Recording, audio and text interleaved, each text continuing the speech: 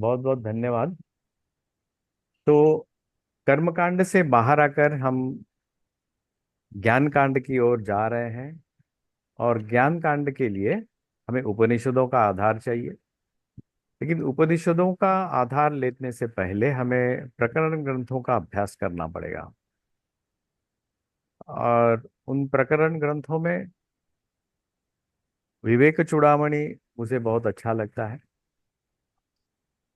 वेदांत सार एक अच्छा ग्रंथ है। आत्मबोध है, आत्मवृत्ति, पंचदशी। लेकिन विवेक चूड़ामणि को मैं इसलिए पसंद करता हूँ क्योंकि वो छंदबद्ध है और उसका हम चैंटिंग भी कर सकते हैं।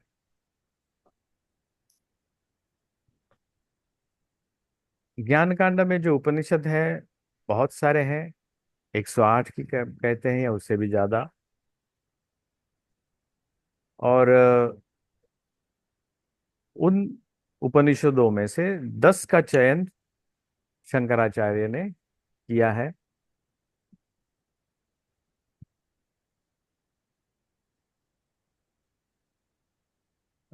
क्योंकि उन 10 उपनिषदों में जो भी आ, बातें कही गई हैं और उनमें जो तत्व कहा गया है वो ब्रह्म सूत्र में बादरायण ऋषि ने सूत्रबद्ध किया है। उनका उल्लेख वहां पे है। इसलिए वो 10 उपनिषदों को हम चयन करके उनका अभ्यास करते हैं। और कौन सी बात है कि 10 उपनिषदों के लिए ही हम ये करते हैं क्योंकि इस प्रस्थान त्रयी एक कहा गया है। अ, इस वेदांत शास्त्र का अभ्यास करने के लिए प्रस्थान त्रयी मतलब 3 रास्ते। ये अलग अलग नहीं है, एक ही रास्ता है। प्रस्थान त्रयी एक है गीता, उपनिषद और ब्रह्मसूत्र। ये तीनों को मिलाकर प्रस्थान त्रयी कहा जाता है। उसका पहला मार्ग है गीता। गीता से हम आरंभ करते हैं। उसके बाद उपनिषदों में जाते हैं और उसके बाद ब्रह्म सूत्र में प्रवेश करते हैं। गीता को स्मृति दर्शन कहा गया है क्योंकि वो किसी ने सुनाया था किसी को, इसलिए उसको स्मृति ग्रंथ कहते हैं। महाभारत का एक भाग है। महाभारत खुद ही एक स्मृति ग्रंथ है। उपनिषदों को श्रुति दर्शन कहा जाता है क्योंकि जिस ऋषि ने उस तत्व का आविष्कार किया, उसको जो दर्शन हुआ, वो उसने अपने शिष्य को समझाया, शिष्य को दिया, उसने अपने शिष्य को दिया। ये श्रुति से मतलब कान से सुनते सुनते अ, एक पीढ़ी दूसरी पीढ़ी को देते देते ये श्रुति दर्शन हुआ। और तीसरा है ब्रह्म सूत्र। इसको हम न्याय दर्शन कहते हैं, युक्ति दर्शन के भी कहते हैं क्योंकि वहां पे युक्ति के आधार पर ये समझाया गया है एक ही चीज। हमारे भारतीय जो दर्शन है उसमें कहीं भी अ, विश्वास या अंधविश्वास को कुछ स्थान नहीं है। इसलिए उपनिषद जो है और गीता भी है और Brahma Sutra, question is the first inquiry. You question the thing in front of you, इसी के लिए उसे शास्त्र कहा गया है। साइंस है ये। और ये शास्त्र कोई भी पढ़ सकता है और उसका अनुभव कर सकता है। 1000 साल पहले या 10,000 साल पहले जो अनुभव हुआ था वो अगले 10,000 साल, 5,000 साल वही अनुभव होगा उसी माध्यम से जाते हुए। यहाँ कोई किसी चीज के ऊपर विश्वास नहीं है, मतलब अविश्वास भी नहीं है ऐसे नहीं। Inquiry is the criteria to go further. इसलिए ब्रह्म सूत्र की जो शुरुआत होती है वो यथा तो ब्रह्म जिज्ञासा ही होती है। ब्रह्म की जिज्ञासा से ही वो आगे बढ़ता है। गीता का भी आरंभ होता है प्रश्न से। धृतराष्ट्र प्रश्न पूछते हैं, उसी से आगे चलता है। अर्जुन प्रश्न पूछते हैं, अपने मित्र कहिए, उसका मेंटोर कहिए, उसका गुरु कहिए, श्री कृष्ण से। He is everything for him. तो इसलिए हमारा जो भारतीय न्याय दर्शन है, उसमें कहीं भी विश्वास नहीं है। मैं किसी दूसरे धर्मावलंबियों को या दूसरे दर्शनों को ये नहीं कहता कि वो विश्वास रखते हैं या उनको विश्वास ही उनका निर्भर है। लेकिन हमें विथ ब्लैंक स्लेट कोई समझो इस मार्ग का अवलंबन करना चाहे, तो he is always welcome in this, ये वेदांत के मार्ग में। वो किसी के ऊपर विश्वास रखने की आवश्यकता नहीं। ये तुम मानो, वो मानो, ये माना मानी कुछ नहीं होती यहाँ पे। You inquire in your self, inquire outside, see what is correct. श्रुति, स्मृति और पुराण, ये तीनों का आधार करके हमें आगे जाना होता है। इसलिए यहाँ पे तीन और एक क्राइटेरिया होती है: आत्मवाक्य, श्रुति वाक्य और अनुभव। ये तीनों के आधार पर ही उसकी आध्यात्मिक उन्नति मानी जाती है। आप्त वाक्य मतलब गुरु वाक्य, उसको हम शास्त्र वाक्य भी कह सकते हैं। ये आप्त है हमारे। Books are always our friends. और वो ही बुक जो कादम्बरी नहीं, नॉवेल्स नहीं, जो अपने अनुभव से जो जिसने लिखा हुआ है, that is your friend, that book is your friend, which is a final book, जिसने अपने अनुभव को लिपिबद्ध किया हुआ है।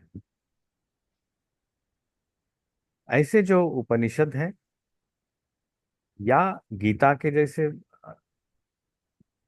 ग्रंथ है या प्रकरण ग्रंथ है, जिन तपस्वी मुनियों ने इस ग्रंथों की रचना की, वो हमारे मित्र है। वो हमारे आप्त वाक्य है। आप्त वाक्य के बाद श्रुति प्रमाण, या जो अ, प्रकरण ग्रंथों में लिखा है, क्या वही उपनिषदों में है? क्या उसका रेफरेंस उपनिषदों में हमें मिलता है? यदि हाँ मिलता है, तभी हम उस उन प्रकरण ग्रंथों को मान सकते हैं कि या दे आर राइट। दूसरा है अनुभव। क्या ये अनुभव मेरे से पहले वालों को प्राप्त हुआ है? हाँ, प्राप्त हुआ है। तो अनुभव मुझे भी प्राप्त होगा। और मुझे भी वो श्रवण, मनन और चिंतन करने से क्या मुझे उस तरह का अनुभव हो रहा है? थोड़ा बहुत होने से भी we can start crawling at least on this path. जैसे छोटे बच्चे घुटनों पे चलते हैं, सरक सरक के चलते हैं, लेकिन आगे जाते हैं। बाद में वो चलने लगता है हाथ पकड़ करके, या गिरते हुए उड़ते हुए, गिरते हुए उठते हुए, बाद में वो दौड़ने लगता है। उसी तरह इस मार्ग, वेदांत की मार्ग पे हमें उसी तरह पदाक्रम करना है। एक उपनिषद में ये भी कहा है कि क्षुरस्य धारा निशिता दुरत्यया, दुर्गम पथस्तत् कवयो वदंती। क्षुरस्य धारा, क्षुरा मतलब जो हम दाढ़ी करते हैं, पुराने जमाने में वो नाई जो होता है, क्षुरा उसको कहते थे। उसको धार लगाया उस तरह जाता था। कहते थे। वस्तारा, वस्तारा। तो उसकी जो धार है, उस तरह का ये मार्ग है। दुरत्यया है, दुर्गम पथ है, ऐसे कवयो वदंती, जो त्रिकालदर्शी है, उनका कहना है। लेकिन उन्होंने ये नहीं कहा कि ये आप चल नहीं सकते इस मार्ग पे। तुम्हें, हाँ, इस धार वाली रास्ते पर भी आप चल सकते हैं। दुर्गम पथस्तत् कवयो देन्ति। तो ये कठिन है, फिर भी हम चल सकते हैं।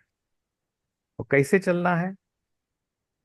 इन शास्त्रों में, इन प्रकरण ग्रंथों में, उपनिषदों में हमें हमारे मार्गदर्शक ऋषि जो हैं वो बताते हैं, और उनके आधार पर ही हम अपना मार्गक्रमण करेंगे।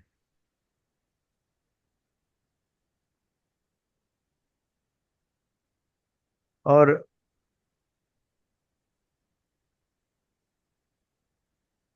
वो मार्गक्रमण इसलिए करेंगे क्योंकि there is no other way to go. हमारे पास एक ही मार्ग बचता है आगे जाने का, और वो है ब्रह्मपथ।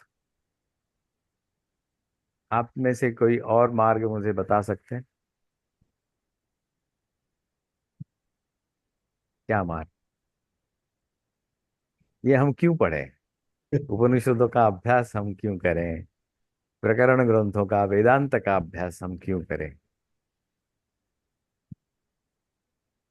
कोई बता सकता है?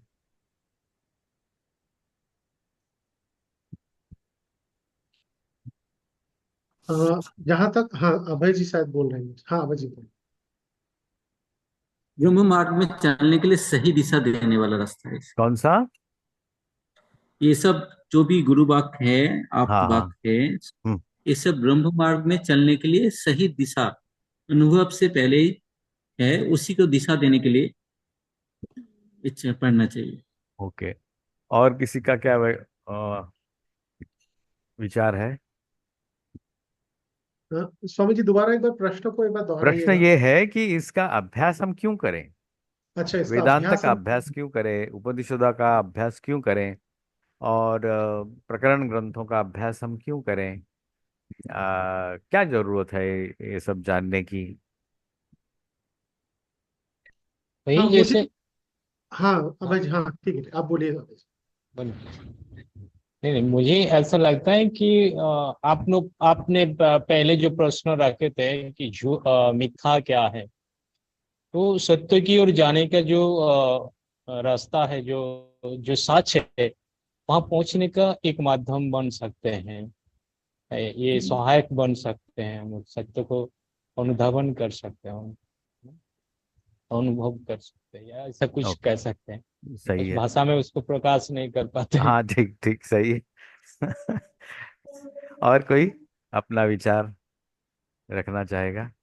हाँ, मुझे ऐसा लगता है कि इसका अभ्यास, इसका पढ़ाई, इसका क्यों होना चाहिए, इसका दो कारण मुझे लगता है। एक तो है, भौतिक जीवन में हम कर्मकांड में इतना लिप्त हो जाते हैं कि हमारा मन उसमें इस तरह से लिप्त हो जाता है, जिसकी वजह से मन सुख या दुख भोगता है, और ज्यादातर दुख ही भोगता है। इससे निजात कैसे पाया जाए, इससे निवृत्त कैसे होया जाए, इसके लिए वेदांत दर्शन जो है एक बहुत बड़ा सहज मार्ग है, माध्यम है। जब से हमने भगवद गीता पढ़ा है, या जो भी थोड़े बहुत उपनिषद पढ़ा है, मुझे तो यही अनुभव है। दूसरा है कि हमारी भीतर में भी एक दुनिया है, एक साम्राज्य है, जो मैं कौन हूं इसका खबर देता है। तो मैं कौन हूं, मेरा मूल क्या है, उसको जानना, मेरा केंद्र क्या है। तो ये दोनों अलग अलग छोर है, लेकिन दोनों ही बड़ी आवश्यक है। और मुझे लगता है वेदांत दर्शन जो है, दोनों छोर को ही आपको, दोनों छोर में आपको पूर्णता की ओर ले जाता है, दैट कंप्लीटनेस। इसीलिए ये अध्ययन करना अति आवश्यक है। और इसमें एक चीज और मुझे जो अनुभव हुआ हुआ है, ज्ञान और विज्ञान दोनों चीजें हैं। ऐसे जैसे आपने कहा कि बस मान लो तो हो जाएगा, ऐसा नहीं, प्रामाणिकता है इसमें। इसीलिए भौतिकता भी है और अध्यात्म भी है, दोनों का समान छोड़ है। और अगर ये दोनों छोर ठीक ठीक बैलेंस किया जाए, तो व्यक्ति अपने ब्रह्म में उपनीत हो सकता है, अपने में स्थिर हो सकता है, अपने केंद्र तक पहुंच सकता है। ये सबसे बड़ा माध्यम है वेदांत दर्शन का, जो मुझे अनुभव है। बहुत बढ़िया, बहुत बढ़िया। और कोई? माधवानंद जी। जी प्रणाम महाराज। सुनाओ। अ, मैं बस इटरेट करूंगा कि गुरुदेव ने कई बार थोड़ा कहा और काफी माइक के संतों नजदीक आइए। जी अभी आवाज आ रही है आप? हाँ हाँ हाँ। हाँ। हाँ, तो गुरुदेव ने और काफी संतों ने काफी कुछ कहा है।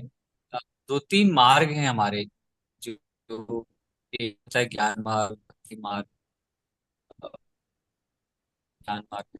तो ये जितने भी मार्ग हैं, कुछ मार्ग बहुत सहज है।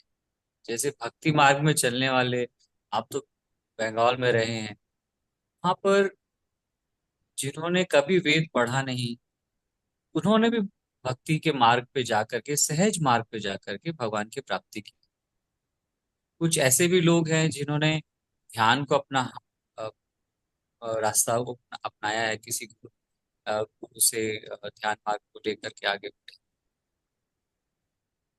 बुद्धि मार्ग या फिर जो ज्ञान मार्ग की बात हो रही है, जहां पर आपके मन में अपने आसपास या फिर आपके अस्तित्व को लेकर के बहुत सारे प्रश्न हैं, अंदर स्थिरता नहीं है, अ, और जो प्रश्न के उत्तर मिले हैं आपके अपने अनुभव से या आपकी खोज से, वो आपको संतुष्ट नहीं कर रहे।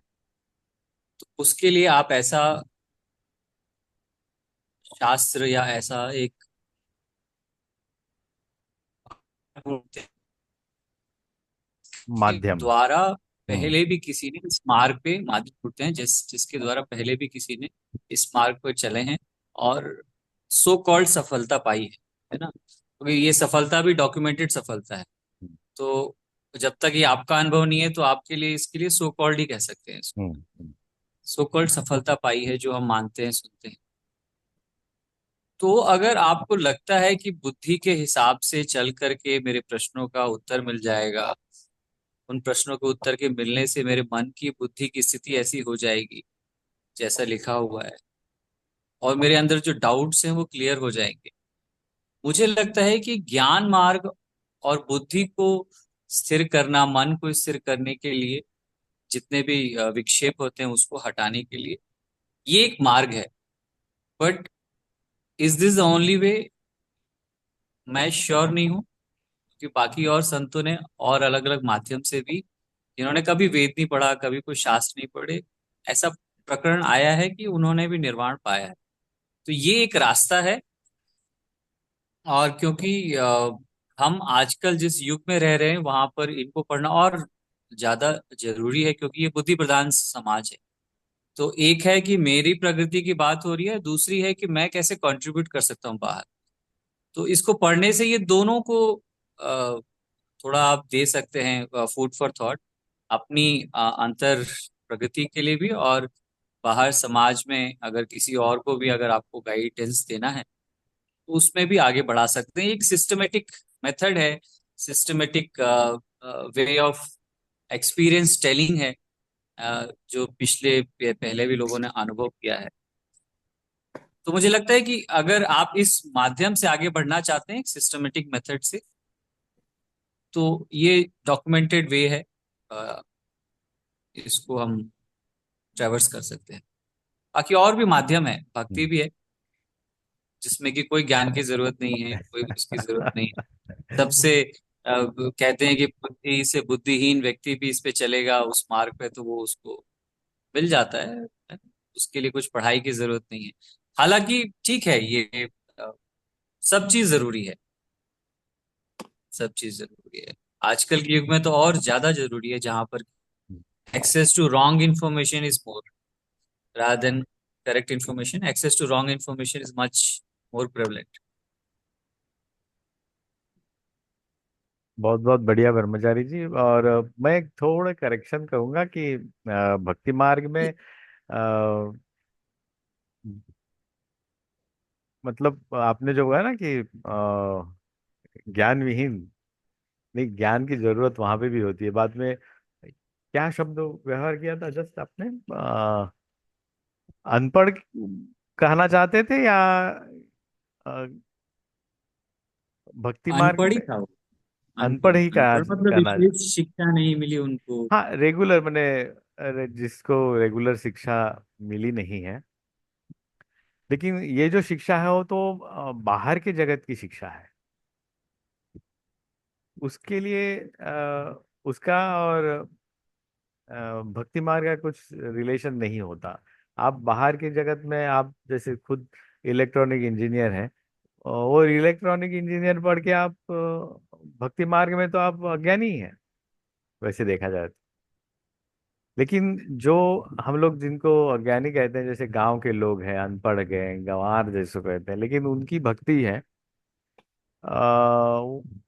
वो अलग लेवल की होती है। आ, आपने सुना होगा महाराष्ट्र में वारकरी संप्रदाय होते हैं जो दिंडी लेकर के पंढरपुर पहुंचते हैं बहुत सी जगहों से। नासिक से निकलते हैं, आळंदी से निकलते हैं, और सब चल के हजारों लोग लाखों लोग पहुंचते हैं पंढरपुर। पालकी लेके। हाँ, पालकी लेकर के। ये सब खेती करने वाले और बहुत ही गरीब परिवार के हैं होते हैं, लेकिन उनका जो वेदांत का अभ्यास है वो एकदम खतरनाक है। हम लोग उसकी बराबरी नहीं कर सकते। पढ़ा हुआ जो हम लोग जो जितनी भी किताबों की बातें कही मैंने, वो तो पार कर जाते हैं। और आपने जो बोला ना कि किसी की, पढ़ाई नहीं की, पढ़ाई की जरूरत नहीं है, सुनने से भी होता है। इन्होंने कीर्तन सुना है, और कीर्तनकारों ने ये सब बातें, वेदांत की बातें अपने भजन के माध्यम से, अपने गानों के माध्यम से इन लोगों तक पहुंचाई है। भारत के गांव गांव में हमारे रामायण और महाभारत अभी भी लोगों जानते हैं, उनका ज्ञान करते हैं। मैंने एक प्रोग्राम देखा था, हमारे आश्रम में ही आए थे वो।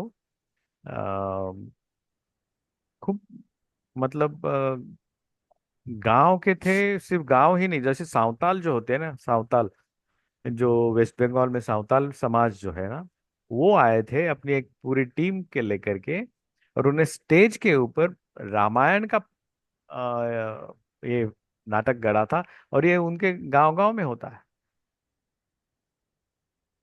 उसमें कोई पढ़ा लिखा कोई नहीं था, कुछ नहीं। कुछ दिन पहले मैं और एक प्रोग्राम में गया था, वो पूरे आदिवासी समाज था। उन्होंने,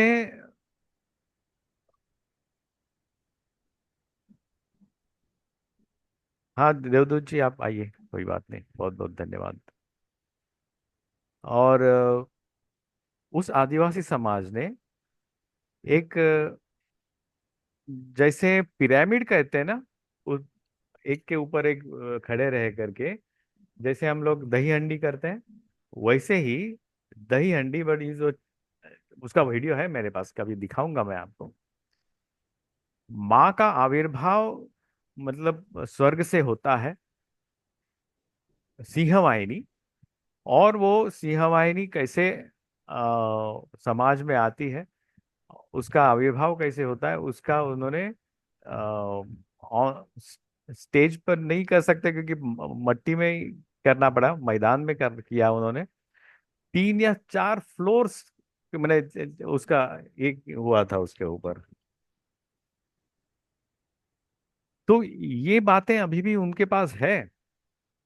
यज्ञ से उस माँ का आविर्भाव होता है, सिंह वाहिनी का आविर्भाव होता है यज्ञ के माध्यम से। ये कौन संकल्पना उनको किसने दी? आज तक वो उस संकल्पना को अपने कार्य मैंने शरीर के माध्यम से, मतलब 50 लोग होंगे, और ये 50 लोग मैंने इस साल में एक बार नहीं, बहुत बार करना पड़ेगा वो उसको। तभी ये उनके क्या बोलते हैं, हमारे समाज में ये पूरी घुल मिल चुकी है। हमारा जो वेदांत है, हमारे पुराण उपनिषद जो है, ये पूरे समाज में घुल मिल चुके हैं। और आपके साथ अच्छा हुआ आलोचना करके, क्योंकि इसमें आपने अपना अपने विचार रखे हम क्यों पढ़ेंगे। तो ये इसमें एक ही बात है, आप कुछ भी करें उसमें हम उसमें सेंटर पॉइंट है। Is it not? आपको क्या लगता है? ब्रह्मचारी थियोरिटिकल पॉइंट। सच्चिदानंद कहते हैं कि सत्य की खोज कौन करेगा, मैं ही करूंगा। अभय जी क्या कहते हैं? थियोरिटिकल पार्ट, बाकी सब प्रैक्टिकल। और वेदांति का थियोरिटी के पार्ट से सब पूरे प्रैक्टिकल जुड़े हैं। आप समाज में सक्सेसफुल होना चाहते हैं, वहां मैं हूँ। हम्म, मैं कुछ ना कुछ करना चाहता हूँ, वहां मैं हूँ। माधवानंद जी कहते हैं कि वहाँ जो उन्होंने कहा उसमें भी मैं हूँ। ये मैं बहुत महत्वपूर्ण है, लेकिन वो मैं कौन हूँ किसी को पता नहीं, या जो भी पता है रॉन्ग नोशन है। सब गड़बड़ वहीं कर जाते हैं, और उस गलत फहमी के आधार पर ही हम अपना जीवन संवारते हैं। और इसलिए कहते हैं ना कि किसी ट्रैफिक पुलिस वाले ने जब पकड़ा तो हम क्या बोलते हैं, हम जानते नहीं हमें कौन हो। नहीं, क्या आपको पता है? ये ऐसा होता है ना, मैं कौन हूँ। बोले तुमको पता नहीं तो क्या, पहले पता करो भैया। ये इसलिए हम इसका हम अभ्यास करेंगे, थियोरेटिकल अभ्यास करेंगे। और जैसे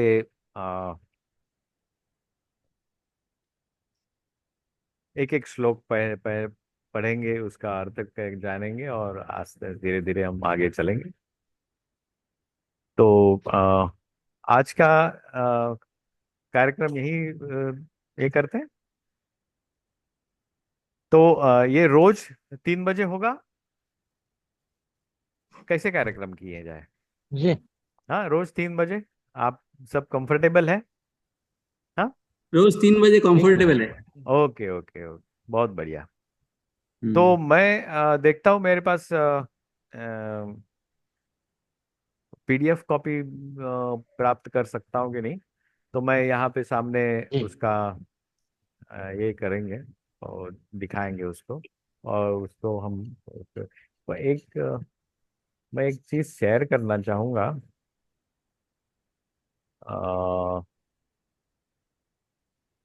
जस्ट अ मिनट।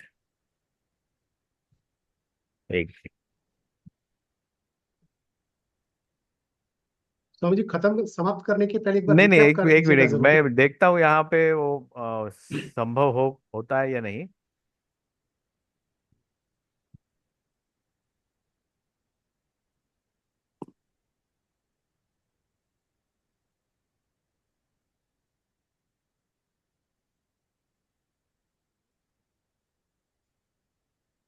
अच्छा, यू आर शेयरिंग, ये दिखाई दे रहा है क्या, वेदांत करके एक हाँ हाँ हाँ, दिख रहा है। दिखाई दे रहा है ना? जी जी स्वामी। वाह।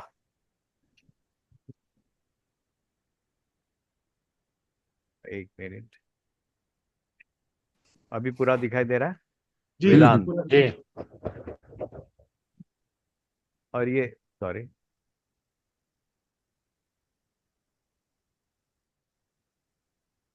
ये प्रणाम मंत्र है। हम्म। हम्म। सदाशिवसमारम्भां शङ्कराचार्यमध्यमाम् अस्मदाचार्यपर्यन्तां वन्दे गुरुपरम्पराम्। श्रुतिस्मृतिपुराणानाम् आलयं करुणालयं नमामि भगवत्पादं शङ्करं लोकशङ्करम्। शङ्करं शङ्कराचार्यं केशवं बादरायणं सूत्रभाष्यकृतौ वन्दे भगवन्तौ पुनः पुनः। ईश्वरो गुरुरात्मेति मूर्तिभेदविभागिने व्योमवद्व्याप्य देहाय दक्षिणामूर्तये नमः। हरि ओम तत्सत। वेदांत के पाठ के समय इन प्रणाम मंत्रों का उच्चारण किया जाता है ट्रेडिशनली। तो इसलिए मैंने ये करके रखा है। मैं आपको इसकी पीडीएफ ग्रुप में डाल दूंगा। ये तो आप स्वामी जी उसको, जी एक्चुअली जो गुरु पूजा होती है ना, हाँ आप आठ कहते हैं इसे। गुरु पूजा, उसमें ये ऑलरेडी है। हाँ करेक्ट है, इसलिए ठीक है ठीक ये है। हम सबको तो स्मरण है ही। हाँ हाँ हाँ। हम सब गुरु पूजा तो करते ही है। यस, आप सही पीडीएफ है। भेज दीजिए, बहुत हाँ बढ़िया हाँ। रहेगा। Okay okay. इसके पहले भी बहुत लंबा है जो आप करते हैं नारायणम, उस नारायण से हम्म। चालू करके आते हैं। तो that G is G also is good. ये छोटा मंत्र हम सही रहेगा। तो आज का पाठ यही समाप्त करते हैं, और कल से हम 3 बजे मिलेंगे। बहुत बहुत धन्यवाद आप सबका। नमस्कार। एक हरि बार ओम रिकैप कर तत्सत। दीजिए ना स्वामी जी, आपसे जो जो बोला था। कौन सा? शॉर्ट रिकैप कर दीजिए जो आपने जो शुरू में बोला था ना, कि स्टेप बाय स्टेप का जो है, जैसे गीता बताया, उपनिषद बताया, ब्रह्म सूत्र बताया आपने। हाँ हाँ, इसको वो प्रस्थान त्रयी कहते हैं। प्रस्थान त्रयी, अच्छा। प्रस्थान त्रयी, गीता, उपनिषद और ब्रह्म सूत्र। गीता हुआ स्मृति प्रस्थान, उपनिषद हुआ श्रुति प्रस्थान, और न्याय प्रस्थान हुआ ब्रह्म सूत्र। तो प्रकरण ग्रंथ किसको किसको कहते हैं? प्रकरण ग्रंथ जिसको दी। कहा जाता है जहाँ वेदांत का मूल स्वरूप कहा गया है। मतलब वेदांत में जैसे डेफिनेशंस होते हैं, हम्म। बहुत सारे बहुत सी हम पढ़ते पढ़ते पता चलेगा, उनको प्रकरण ग्रंथ कहते हैं। जैसे हम स्कूल में प्रवेश करते हुए प्राइमरी, प्री प्राइमरी या हम्म। मॉन्टेसरी प्ले ग्रुप वगैरह होता है ना, तो हम अभी अब प्ले ग्रुप में एडमिशन लेंगे, वेदांत के प्ले ग्रुप में। अ नहीं, प्रकरण आ ग्रंथ में क्या क्या ई। है? विवेक चूड़ामणि है और क्या क्या है? अच्छा, वेदांत सार, वेदांत सर। आत्मबोध, हम्म। वाक्य वृत्ति, विवेक चूड़ामणि, पंचदशी, वेदांत सार संग्रह।